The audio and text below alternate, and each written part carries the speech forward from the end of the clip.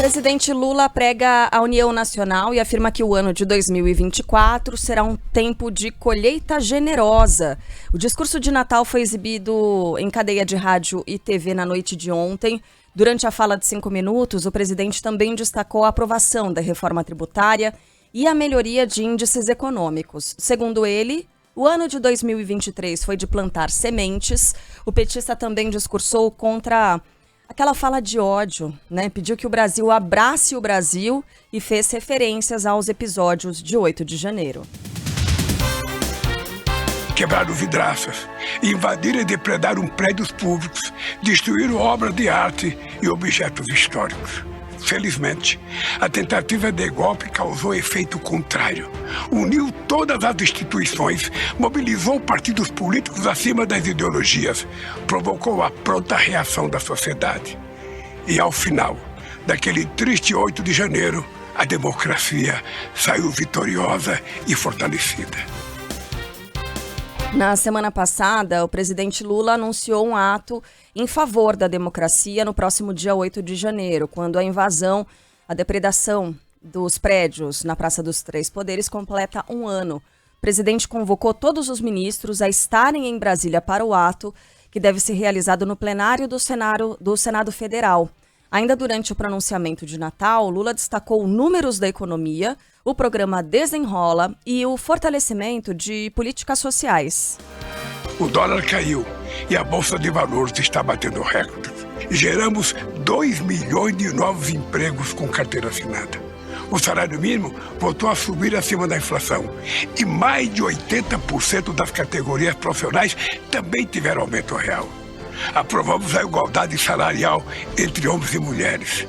Com o Desenrola, milhões de brasileiros e brasileiras renegociaram suas dívidas com desconto de até 98%. Lula passou a noite de Natal em Brasília, no Palácio da Alvorada, residência oficial da presidência. Ele e a primeira-dama Janja da Silva receberam um pequeno grupo de parentes para celebrar a data. A expectativa é que o presidente tire uns dias de férias nessa semana do Réveillon e viaje com a esposa. O local de destino, no entanto, ainda não foi revelado. Segundo fontes, o casal pode ir para a base naval de Aratu, na Bahia, ou para uma base da Marinha no litoral do Rio de Janeiro. No Vaticano, o Papa Francisco prega mais amor e o fim dos conflitos pelo mundo. Em Roma, o pontífice comandou a Missa do Galo, a mais tradicional celebração do Natal. O Santo Padre pediu que os católicos pensem naqueles que sofrem com a miséria, a fome e a escravidão. O Papa disse ainda que o amor muda o mundo e citou aqueles que sofrem com as guerras, como cidadãos na Palestina, em Israel e na Ucrânia.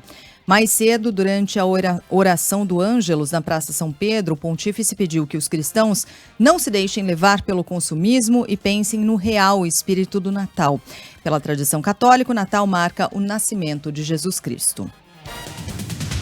Em Belém, a cidade em que Jesus teria nascido, as celebrações de Natal foram canceladas, isso em decorrência da guerra entre Israel e o Hamas. O território fica na Cisjordânia e, tradicionalmente, recebe milhares de fiéis que vão ao local para refazer os caminhos de Cristo. Triste nesse ano, né, Sheila? A gente observar que nada, nenhum um enfeite, nada festivo estava colocado pelas ruas. É claro, né, que isso obviamente não aconteceria diante da tragédia, do massacre que se dá na região, na faixa de Gaza, né, na verdade, fica na Cisjordânia, essa cidade de Belém. Mas o que está acontecendo ali nessa região é muito triste. Apenas um presépio que coloca o menino Jesus em meio aos escombros da guerra foi montado em uma praça da cidade. E, aliás, é uma imagem tão forte, né, gente? Demais. E ela é muito representativa desse momento que é vivido pela população, em especial ali na faixa de Gaza. A gente está falando da Cisjordânia, por toda a importância histórica e até religiosa em Jerusalém, na Cisjordânia, mas também na faixa de Gaza, quando a gente lembra que essas crianças que estão nessa região, além de toda a violência física que estão sofrendo, pela qual estão passando, pense aí na criança, no seu filho, né, no seu sobrinho, na criança que participou das festividades na sua casa entre ontem e hoje, ontem à noite, né, as crianças abrindo presentes. aquelas famílias em que isso foi possível, mas mesmo aquelas em que não foi possível fazer a troca de presentes, mas que houve amor, houve ali alguma refeição em família e tal. Quando você pensa numa criança que perdeu absolutamente tudo e que sofre a violência física, aliás, milhares de crianças morreram nesse conflito e sofrem uma violência psicológica brutal, com traumas que ficam por uma vida inteira, é muito triste, né? E sem uma pausa, nem mesmo para um respiro nesse período do ano, né? A gente ainda continua aqui no aguardo e acompanhando as novas informações que vão chegando de lá para a possibilidade de uma pausa humanitária, de uma nova pausa humanitária, mas acima de tudo, pelo fim dessa guerra. Infelizmente, isso não está próximo porque o próprio presidente de Israel, o primeiro-ministro de Israel, Benjamin Netanyahu, já falou numa possibilidade de estender essa guerra por mais 2 meses. Então, veja quanto sofrimento e que a gente possa manter, naqueles que acreditam, nossas orações, mas que a gente possa manter acompanhamento, né, vigilante das notícias que chegam de lá. Enfim, torcendo para que dias melhores venham para essa região aqui do mundo. Em outra região de conflito, de guerra, a Ucrânia comemora o Natal pela primeira vez no dia 25 de dezembro. E por que essa notícia é importante? Porque isso não acontecia. Dessa vez, ao acontecer no dia 25 de dezembro, o que simboliza uma tentativa de se afastar das tradições russas que adotam o calendário ortodoxo católico. Por lá, o nascimento de Jesus Cristo é celebrado em 7 de janeiro e não 25 de dezembro. É uma lei determinando nova data que foi aprovada pelo parlamento ucraniano em julho e promulgada pelo presidente Volodymyr Zelensky. Mandar um abraço para o nosso ouvinte Leandro Baldassim, que diz: agora pela manhã eu vou fazer uma ação solidária com moradores em situação de rua no centro de São Paulo. Ai, que bacana. Entregando alimentação e água. Feliz Natal a todos. Muito obrigada, viu, Leandro, por você adotar essa postura, por resolver participar de uma ação bonita como essa. Valeu, nos represente lá. A gente está aqui trabalhando, mas está com o coração para essa boa ação que você está fazendo e que isso consiga ajudar as pessoas que não têm a possibilidade, né, não podem, nesse momento, celebrar como a gente está celebrando, como a gente celebrou, e espero que os nossos ouvintes também estejam. Né? E também que esse tipo de ação, possivelmente o nosso ouvinte deve fazer isso mais vezes ao ano, certamente. Tem muita gente que mantém essas ações ao longo do ano todo, mas que a gente possa se contaminar mais com esse espírito solidário, que sempre fica mais latente em todo mundo nessa época do ano, mas que ele possa ser mais permanente, né, ao longo do ano todo. Bom, o comércio está otimista, viu? Com os dados das compras de Natal. Antes mesmo do balanço final, a Confederação Nacional do Comércio estimava em 6% a alta do faturamento nas lojas. A estimativa é que as compras do Papai Noel tenham movimentado cerca de 70 bilhões de reais. Isso a gente está falando do Brasil todo, né? Isso. Porque tem muita criança acordada agora e tá brincando com o presente que ganhou, né? Do Papai Noel. Já? Ah, claro que tem. 7h16. Né? Quem ganhou o presente ontem à meia-noite, aí conseguiu ficar acordado um pouquinho mais, 1h30 já capotou. Agora é a hora de sair por aí andando de bicicleta, ligando o carrinho. Será que ainda é isso mesmo? Ou é equipamento eletrônico, né? Pegou o iPad ali, o tablet, sei lá. É isso, né? Mas para os meninos, bola de futebol super funciona ainda, né? Muito menino boleiro e tal. As meninas, eu tô impressionada, assim, de ver tantas meninas jogando futebol, assim, Ai, também boleiras, querendo bola de futebol. Tão legal isso, gente. Então, tem os eletrônicos, é verdade, né? Uma geração que já nasce com isso na mão. Mas eu acho que ainda tem essa coisa do esporte. Tem os outros brinquedos ainda assim. Imagina aquele barulho, sabe aquele barulho do carrinho de controle remoto? Agora cedo, assim. Que delícia por dentro de casa. Né? Drone.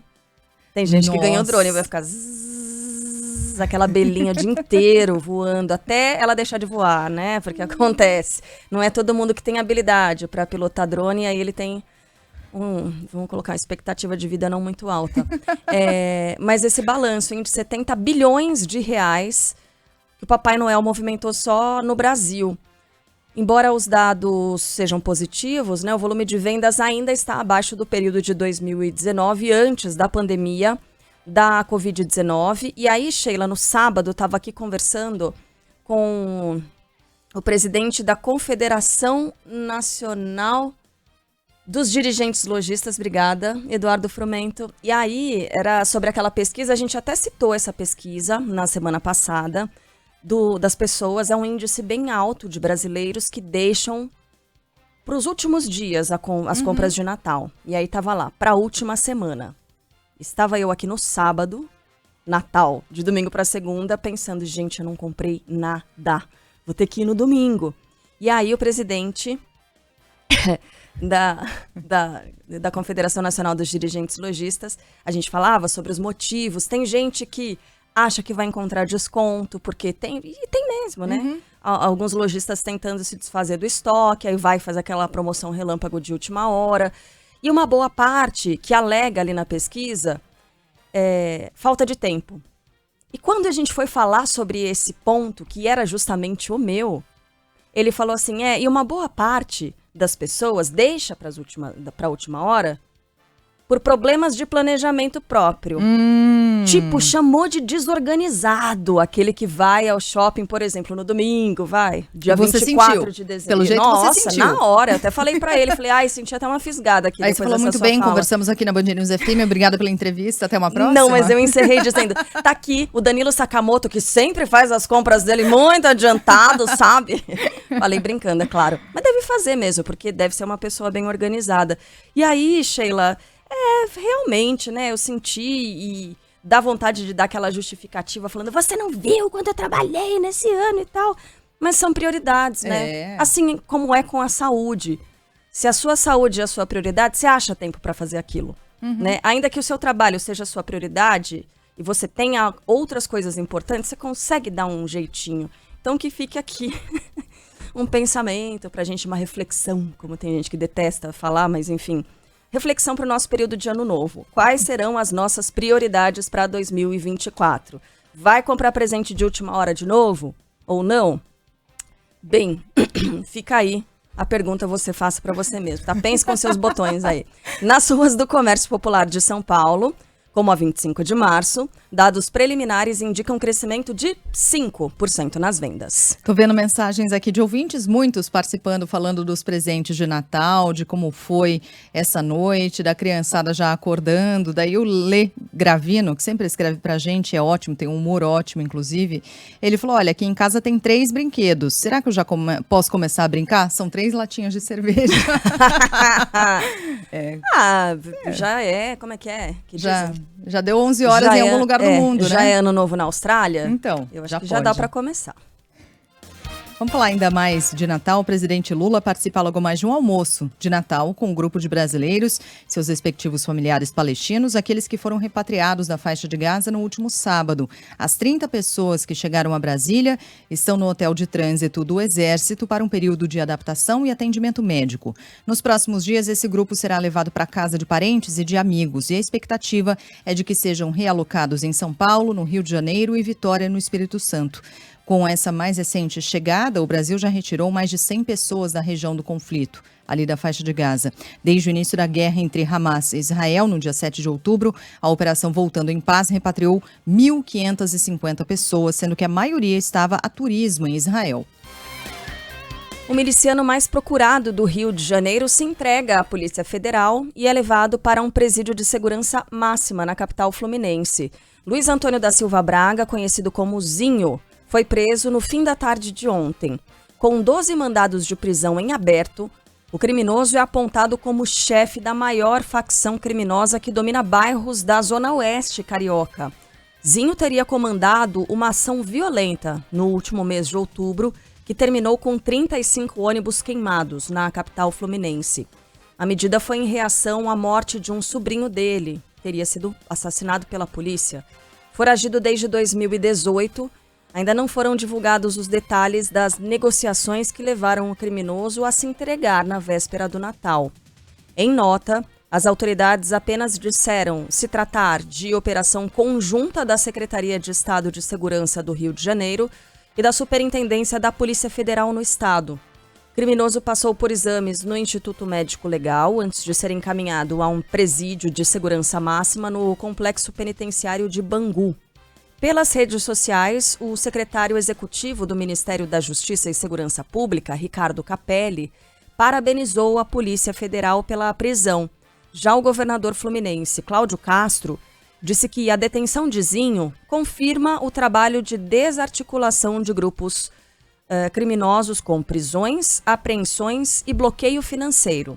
Na semana passada, a Polícia Federal realizou 2 operações contra a milícia de Zinho, uma contra o núcleo político da organização, que teria apoio da deputada estadual Lucinha. A gente falou bastante sobre esse caso aqui, sobre essa operação, inclusive quando ela foi anunciada logo no comecinho da manhã, né? Ela foi afastada, a deputada estadual Lucinha foi afastada do cargo pelo Tribunal de Justiça do Rio de Janeiro.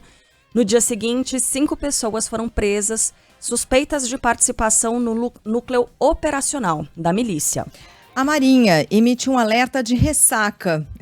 Precisava? Também a Marinha, gente, nossa. Mas a gente já sabia, nem precisava de alerta, né, gente? Hoje é dia de ressaca, mas enfim, é outro tipo de ressaca. Essa aqui com possibilidade de ondas de até 3 metros entre o litoral gaúcho e o litoral catarinense. Um ciclone extratropical se formou na região, aliás, a Climatempo tinha alertado para essa formação de ciclone extratropical no sul do país, que é de onde a gente tem informação agora, direto de Porto Alegre, com Gilberto Echauri. Nesta segunda-feira de Natal, um ciclone se forma na costa do Rio Grande do Sul. A chegada de uma frente fria deve trazer chuva intensa em muitas cidades, além de temporais com risco de vendavais ainda na primeira metade do dia. Antes da chuva, o tempo segue quente e abafado. O vento se intensifica em todo o Rio Grande do Sul, com rajadas em média de 60 a 80 km por hora. Na terça, o ciclone vai se distanciar do continente. Hoje, em Porto Alegre, a segunda-feira começou com sol entre nuvens, com termômetros marcando 25 graus. Na capital paulista, uma pessoa morreu ao ser levada pela enxurrada. No fim da tarde de sábado, São Paulo sofreu com tempestades, ruas ficaram alagadas e passageiros de ônibus ficaram ilhados. Um homem de 40 anos foi levado pelas águas no bairro de Itaquera, na Zona Leste. 10 rios e córregos da cidade transbordaram. No fim de semana, os termômetros passaram dos 30 graus. E as imagens são todas muito impressionantes, dos estragos todos, da força da água em São Paulo. Eu estava vendo ontem ainda algumas dessas imagens, ontem à noite. Eu falei, mas gente, foi tudo isso mesmo? No sábado, foi tudo isso mesmo, porque em alguns bairros choveu bastante, mas foi rápido. E aí não deu tempo de também subir tanto a água e arrastar tudo que tinha pela frente. Em outros bairros, a gente está falando, por exemplo, da Zona Leste, né, mostrando algumas imagens de Itaquera e tal. Nossa Senhora do Sabará, uma das avenidas aqui em São Paulo, também mesma coisa, a água subiu demais, arrastou carro. E infelizmente com essa notícia de que um homem foi levado pelas águas ali na Zona Leste. A gente vai seguir acompanhando, porque logo mais a gente traz a previsão completa do tempo, inclusive para saber onde vai chover mais, além dessa previsão para o sul do país, né, com esse alerta de ciclone extratropical, para falar mais sobre força da chuva, onde é que vai chover e principalmente nesse caso de São Paulo, aqui especificamente, onde a água subiu demais, se vai chover de novo. É verão, né, gente? Aquele calorão e aí pancadão no final de tarde, começo da noite, normalmente é assim. Sheila, vamos falar agora de uma história que no sábado ela estava muito, muito forte, é claro, né? Porque isso aconteceu na sexta-feira e aí nas redes sociais, logo na manhã de sábado, se falava muito sobre isso e é claro porque é um tema muito delicado, né? É a morte da garota Jéssica Canedo, de 22 anos, que foi atacada virtualmente depois de notícias falsas que afirmavam que ela tinha um relacionamento amoroso com o humorista Whindersson Nunes. E aí o que aconteceu? Ela teve essas notícias que relacionavam o nome dela ao nome de Whindersson, foram postados por redes sociais, por perfis que têm milhões e milhões de seguidores, e aí deu a lógica. Muita gente entrou nos perfis dela, muitas pessoas, e aí não dá para entender muito bem por quê, atacando a honra dessa garota de 22 anos, da Jéssica Canedo, que já tinha problemas de depressão. Ela já havia enfrentado um tratamento, buscando retomar a saúde mental. Ela postou mensagens na internet pedindo para que as pessoas parassem de entrar nas redes dela e parassem de achincalhar o nome dela. Sabe-se lá por quê, só porque o nome dela foi associado ao do Whindersson Nunes. Um dos administradores da própria página, que é a página do Choquei, né? Que as pessoas conhecem, que é o tal do infotenimento, que é a mistura de informação com entretenimento, mas sem responsabilidade nenhuma. É muito mais entretenimento e aí usa a informação para pescar a atenção da pessoa que está navegando ali, né, do usuário que está navegando por essa rede. E diante disso, da divulgação dessa notícia e de tantas pessoas reagindo, isso pode ter levado a Jéssica a ter um agravamento no estado de saúde mental e, infelizmente, ela acabou tirando a própria vida. E aí, nesse fim de semana, essa discussão ganhou muita força, não só nas redes sociais, tanto que ministros do governo federal defendem a regulação das redes sociais depois dessa jovem ter cometido suicídio, né, depois de ser vítima de fake news. O caso que a gente diz aqui, o relacionamento amoroso entre o Whindersson Nunes e a Jéssica Canedo, ele foi desmentido pelos dois logo que a notícia saiu. E aí, depois de toda essa situação em que houve o ataque às redes dela e a Jéssica, infelizmente, tirou a própria vida, o ministro dos Direitos Humanos e Cidadania, Silvio Almeida, classificou como imperativo civilizatório a instalação de regras para as plataformas digitais.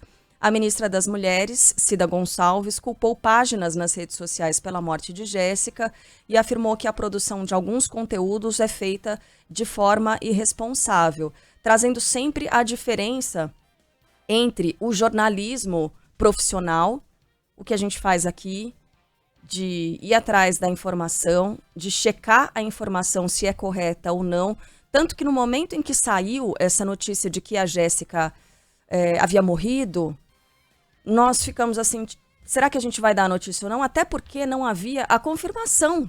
Isso. Começou a circular em rede social que ela tinha morrido. Como é que você vai checar uma informação dessa? Aí atrás, saber onde o velório estava sendo realizado, ir atrás da informação e só publicar a informação quando você tem certeza absoluta, né? E quando você publica uma denúncia ou algo do tipo, ir atrás do tal do outro lado e saber o que é que a pessoa que está envolvida nessa notícia tem a dizer, né? Tem um exemplo, Sheila, é um exemplo, talvez seja um pouco superficial, mas que pode ilustrar um pouco do que a gente está dizendo. Até sexta-feira dessa semana, não havia confirmação oficial da Prefeitura de São Paulo de quando é que o rodízio municipal de veículos ia ser suspenso na cidade. A gente sabia que existia a possibilidade de que seria de hoje, 25 de janeiro, até o dia 25 de dezembro, até o dia 7 de janeiro, voltando a ser retomado no dia 8, na segunda-feira. Esse papo circulou forte, teve aplicativo, aquele Sem Parar, que é plataforma de você passar pelo pedágio e tal, que publicou a informação antecipadamente. Muita gente cobrando aqui a Band News. E aí, vocês não vão dar? Tá todo mundo dando, outros veículos dando. E desde o começo a gente dizia, não. É só quando a prefeitura publicar no Diário Oficial que a gente vai trazer a informação, porque essa é a oficial. E só quando o prefeito confirmou numa agenda para nossa colega aqui, Mayra de Jaimo, foi que a Band News deu a informação da data exata de quando seria a suspensão do rodízio. É uma coisa, nossa, grave e tal. Não, mas mexe com a vida das pessoas e é uma informação oficial. É assim que o jornalismo profissional tem que agir, né? Deveria agir. Informação com responsabilidade, basicamente é isso, né? Tratar toda e qualquer informação com responsabilidade é isso, a verificação, checagem dos fatos e tal. E isso vale para desde coisas que parecem um pouco mais simples, né? Como essa do rodízio de veículos, até coisas mais graves que envolvem diretamente a vida das pessoas, a honra, a dignidade ou a vida mesmo, no caso dessa jovem, a Jéssica, como a gente está falando aqui. Impressionante como essa página que você citou, a que tem milhões de seguidores, tem outras também que fazem o mesmo, agem sem nenhuma responsabilidade, surfam inclusive na onda daqueles veículos que tratam a notícia e aí fazem um recorte apenas caça-clique, né, para tentar buscar uma audiência, o clique a todo custo e tal. Ontem eu estava lendo um texto de uma das páginas que tem milhões de seguidores e que fazem um infotenimento, que é Gina Indelicada. E o texto é perfeito, porque ali trata, não é porque é infotenimento que vale qualquer like, né? Fazendo uma crítica a esses sites que não verificam as notícias antes de levarem ao ar e a gravidade a que isso pode levar. A gente está falando de um linchamento virtual que essa menina recebeu, mais um desses casos de linchamento virtual. Por quê? Diziam algumas dessas pessoas que fizeram ali comentários que ela tinha inventado essa história para virar famosa. E aí surgia todo tipo de xingamento, todo tipo de julgamento, um linchamento completo de milhões de pessoas que fizeram isso. E aí a gente vê, porque a gente não sabe como está mentalmente o outro. Olha o perigo que é quando você faz um linchamento virtual, quando você xinga alguém, quando você reage dessa forma. Você não sabe como está o outro mentalmente. Olha o impacto que isso pode ter. E veja a importância também de haver mecanismos mais eficientes. Por isso, agora, essa discussão importante, né, da instalação de regras para as plataformas digitais, porque elas até têm aquela ferramenta de denúncia. E eu faço muitas denúncias. Eu pego uma a uma, eu faço questão de registrar as denúncias. Em alguns casos, eu faço BO. Eu faço boletim de ocorrência daquelas mais graves. Boletim de ocorrência mesmo. Entro lá na página da polícia e faço. Dentro da plataforma, nunca deixo de fazer as denúncias. E sabe que me voltam, muitas vezes, já recebi respostas de o perfil foi bloqueado, esse perfil foi retirado da plataforma por descumprir as regras e tal. Mas a que eu mais recebo, sabe qual é? É quase como nossos atendentes estão muito ocupados. Sua denúncia não pode ser analisada por causa de um volume muito grande de denúncias. Sério? Muitas vezes a resposta que vem é essa. Estamos com uma alta demanda, sua denúncia não pode ser analisada. E fica por isso mesmo. Então veja, como elas podem até ter um mecanismo. E o que esse mecanismo faz? Ele encaminha essa denúncia? Não, ele bloqueia, ele retira essa pessoa da plataforma quando consegue ter uma denúncia analisada. Quando não, isso passa e essa pessoa segue fazendo a mesma coisa, assédio, discurso de ódio, bullying, tudo que não pode, de acordo com as regras da própria plataforma. Mas enfim, faltam regras um pouco mais eficientes para punição. Por que eu perco meu tempo fazendo isso? Porque enquanto essas pessoas não forem punidas, elas vão seguir matando gente. Porque linchamento virtual, no limite, leva a isso aqui. Uma pessoa cometeu um suicídio. Olha que loucura que o linchamento virtual proporciona. Não dá, a gente tem que pôr freios, sejam eles com mecanismos, instrumentos de denúncias, mas principalmente que as denúncias possam resultar em alguma coisa, em algum tipo de punição, né? Que loucura mesmo, né? Bom, a gente pode voltar a esse tema um pouquinho mais pra frente. Tem muita coisa envolvida, né? Tem muita coisa, Sheila, muita coisa. Mas ele é muito importante pra gente discutir. Pois é. Porque a gente sabe que as pessoas públicas, agora elas têm uma casca um pouco mais grossa para receber esse tipo de retorno, né? Para receber esse feedback grotesco. Mas as pessoas que não estão habituadas a receber isso, não foram preparadas, nem querem, porque no texto dessa garota ela dizia, eu nunca quis ser famosa, não quero nada disso. Não tem um preparo mesmo emocional para receber tudo isso. E de pessoas que muitas vezes criticam, fazendo muito pior por trás, né? Tem hábitos muito piores, tem, enfim, histórias péssimas, terríveis, e que no momento em que estão na internet, muitas vezes por meio desses perfis falsos, né, os fakes, elas se sentem livres para conseguir criticar e criar, e, enfim. São os covardes, né? É o terreno fértil para os covardes se comportarem. Quando eu vejo alguma denúncia, por exemplo, muito forte, de xingamento e tal contra mim, e eu vou lá e vejo no perfil, né? Aí, às vezes, vem, temente a Deus, pai da Aninha, marido da fulaninha, não sei o que. Nossa, que doce de pessoa, né? Será que a família dele sabe que ele age dessa forma aqui nos bastidores, sabe? Esse covardão? Tem aos montes isso aí, aos montes, né? Tem muito. É. Vamos falar de taxação das compras que online, delícia! porque agora é Natal. A decisão sobre a taxação das compras online só será definida no ano que vem, informação que foi confirmada pelo ministro da Fazenda, Fernando Haddad. O governo federal havia prometido que essa medida seria anunciada ainda neste ano, mas segundo Fernando Haddad, é necessário aguardar negociações no Congresso e análises no Supremo Tribunal Federal. Em vigor desde agosto, o programa Remessa Conforme garante isenção fiscal federal em compras em sites estrangeiros em troca do envio de informações à Receita Federal.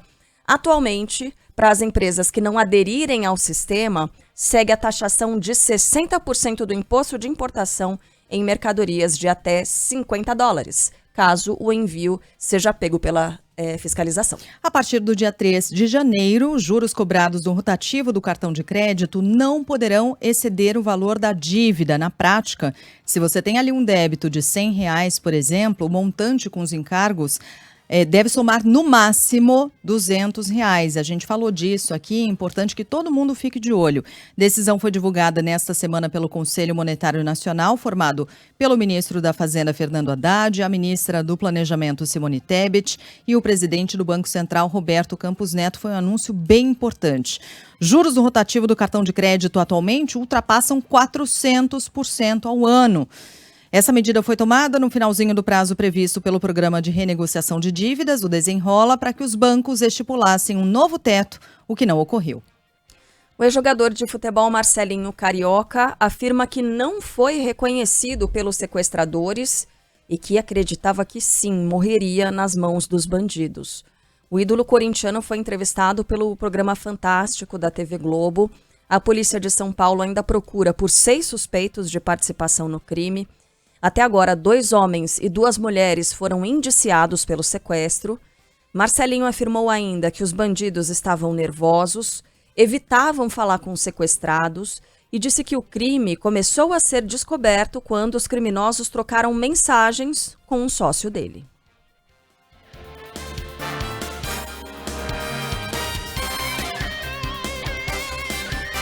Tem um caso também muito triste desse fim de semana, Sheila. A triatleta Luísa Batista é transferida para o Hospital das Clínicas da Faculdade de Medicina da USP, em São Paulo, segue internada na UTI. Ela sofreu múltiplas fraturas depois de se envolver em um acidente de trânsito. Na verdade, foi atropelada, né? Enquanto treinava em uma estrada na região de São Carlos, no interior do estado. A atleta foi campeã nos Jogos Pan-Americanos em Lima, em 2019, e representou o Brasil em Tóquio, em 2021. Segundo a Secretaria da Segurança Pública, a Luísa, de 29 anos, foi atropelada por um homem de 27 anos que pilotava uma moto na rodovia Abel Terrugi na manhã de sábado. A atleta foi entubada, ainda no primeiro atendimento do SAMU, passou por cirurgia, recebeu suporte de uma equipe especializada do HC antes de ser transferida para a capital paulista. O condutor da moto que a atropelou não tinha habilitação e o veículo foi apreendido. Só para registrar aqui, foi no sábado que isso aconteceu e no momento em que a gente trazia as primeiras informações, o que a gente tinha de informação era de que ele não parou para prestar socorro. Ele atingiu a triatleta e foi embora, mas depois foi localizado, foi identificado e o veículo foi apreendido. O caso foi registrado como lesão corporal culposa quando não há a intenção de ferir a pessoa. Fica aqui o nosso registro de melhoras, né, de estimas melhoras da triatleta, da Luísa, o quanto antes. A gente observa as imagens dela treinando, se preparando.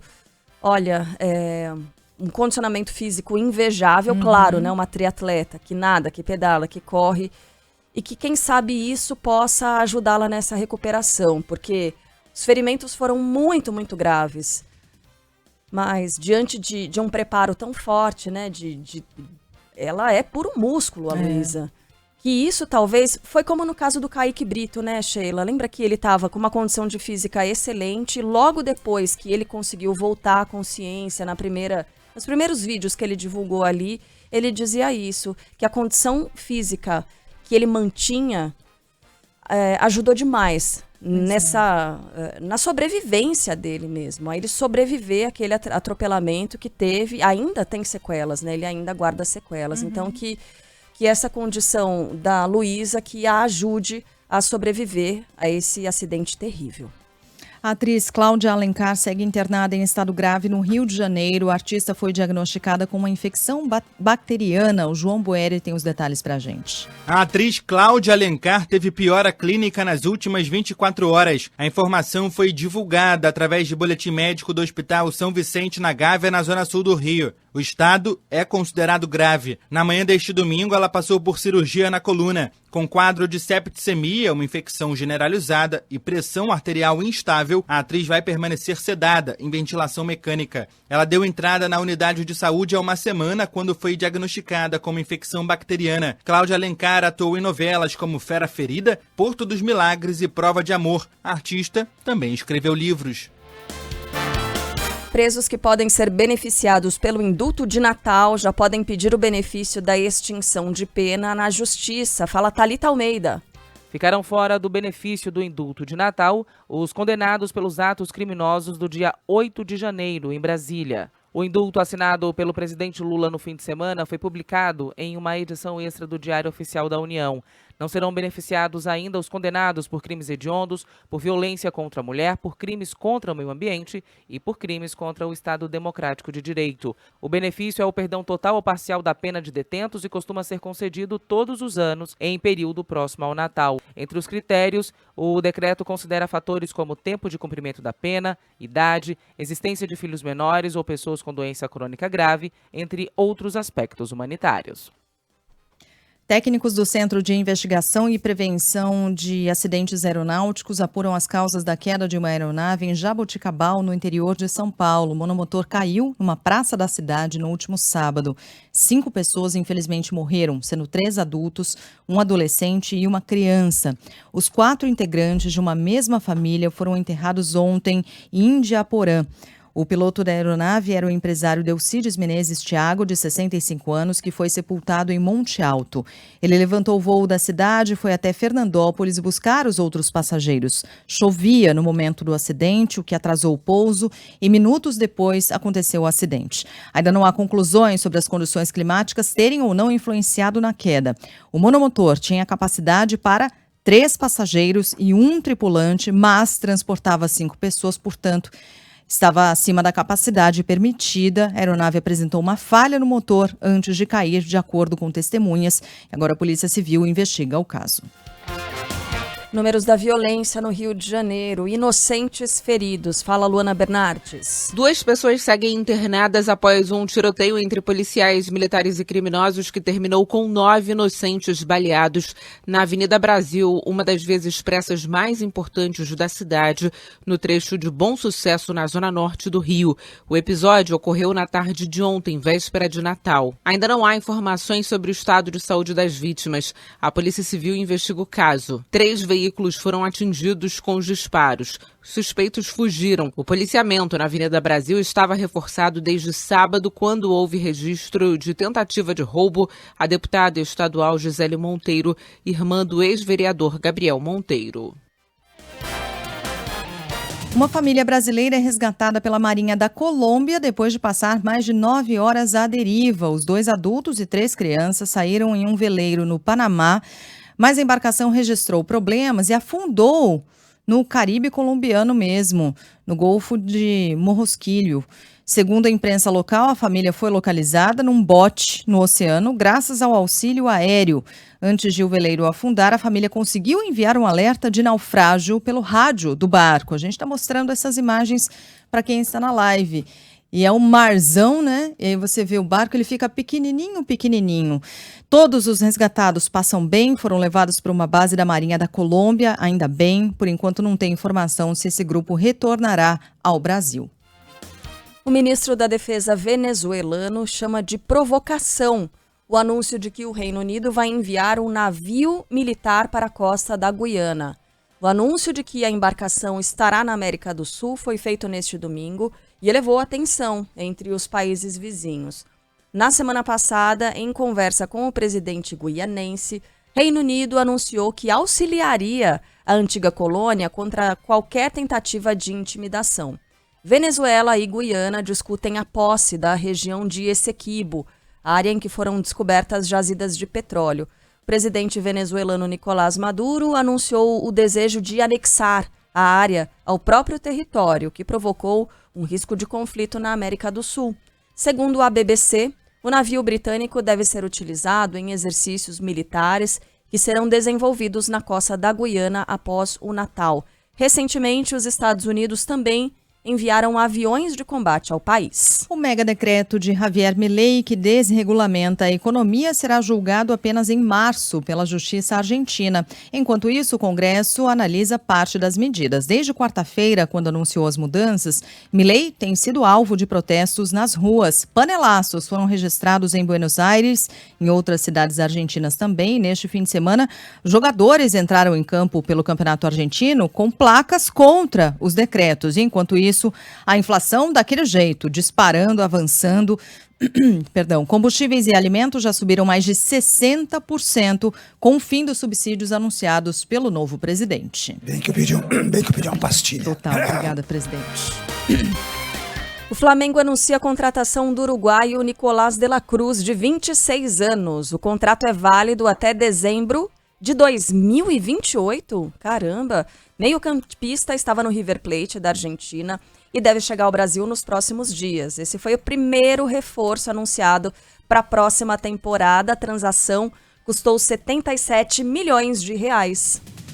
A FIFA deve enviar oficiais ao país para discutir a situação aqui da Confederação Brasileira de Futebol, que está sob intervenção da Justiça. Pelas regras da entidade máxima do futebol, confederações nacionais não podem sofrer interferência judicial. O presidente Edinaldo Rodrigues foi afastado do cargo por decisão do Tribunal de Justiça do Rio de Janeiro, que viu irregularidade na eleição de Edinaldo. Nos últimos dias, a FIFA e a Confederação Sul-Americana de Futebol enviaram ofícios para a CBF cobrando esclarecimentos sobre o caso. As entidades ameaçam banir a CBF e, por consequência, a seleção brasileira das competições organizadas pelas confederações, mas vamos combinar, isso possivelmente não vai acontecer, dada a força do Brasil, mas é bom não brincar com esse negócio, né? A CBF tá brincando com isso. Faltam 10 minutos para as 8 horas da manhã. Feliz Natal!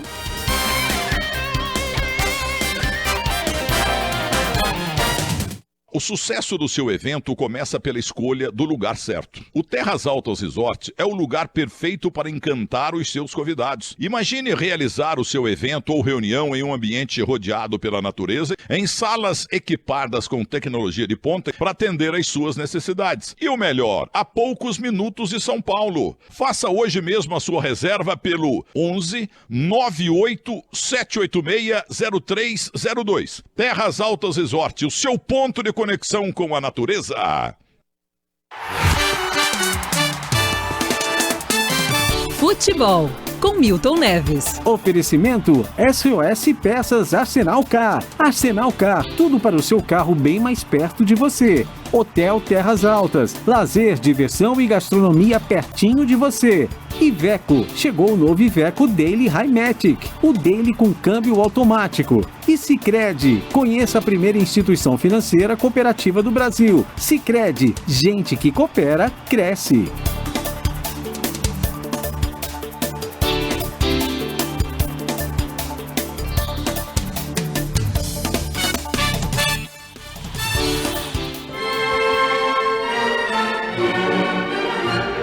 Lenice Chame Maione Neves, única namorada, minha única noiva. E no Zambinho tinha e tem ainda um passeio, né, que você chama de calçada, então os homens num sentido e as mulheres do outro. Então ali nasceram muitos namoros, flertes, casamentos e famílias, né? Ela tinha 16 anos. E ela olhou, eu olhei, demos umas olhadas, daquele jeito lá. E aí eu comecei a olhar para a filha do Bibi, né, uma das 7 filhas do meu sogro. Começamos a namorar, casei com ela depois, em 1978.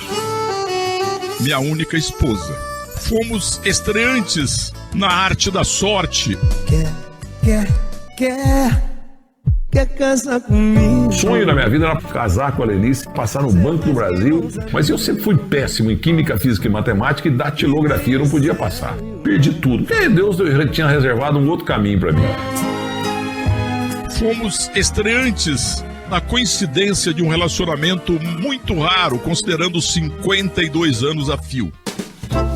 Chegou um dia, fui ver, era a comissão do primeiro mês, 1.050, e eu ganhava 800. Era uma quinta-feira, ficamos no Parque Balneário Hotel. E foi uma delícia, olhar o mar, entrar no mar. E aí na subida o trânsito estava meio lento, eu preocupado.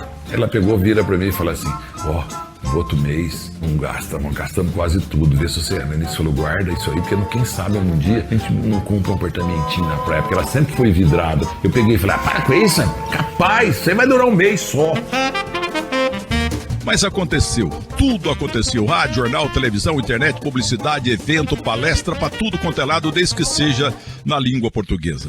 Aconteceu e aconteceu mesmo, exageradamente até, e bota exageradamente nisso.